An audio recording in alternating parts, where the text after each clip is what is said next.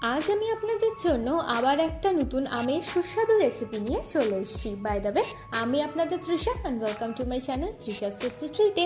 আর আজকে আমি বানাচ্ছি আম পুদিনার চাটনি। তাহলে চলুন শুরু করা যাক। এই আম পুদিনার চাটনি বানানোর জন্য আমি এখানে 3টে কাঁচা আম নিয়েছি। এবার এগুলোর খোসা ছাড়িয়ে ভালো করে ধুয়ে পরিষ্কার করে নেব। এবার এই আমগুলোকে আমি একটু ছোট ছোট টুকরো করে কেটে নেব। এবার এই কেটে নেওয়া আমগুলোর মধ্যে দেব 3 থেকে 4 কোয়া রসুন, একটা কাঁচা লঙ্কা, কিছুটা পুদিনা পাতা আর দিচ্ছি কিছুটা ধনে পাতা। এবার এই আমগুলোর একটা খুব ভালো করে আমি পেস্ট বানিয়ে নিচ্ছি।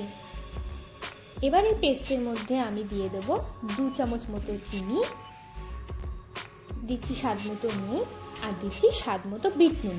এবার এটাকে আমরা খুব ভালো করে মিশিয়ে নেব। এই প্রচণ্ড গরমে শরীরকে সুস্থ রাখতে আপনারাও এই চাটনিটা বানিয়ে অবশ্যই খাবেন। আশা করি এই টক ঝাল মিষ্টি চাটনি আপনাদের খুব ভালো লাগবে। দেখুন, এটা ভালো করে মেশানো হয়ে গেছে। চলুন এবার এটাকে আমরা সার্ভ করে নিই।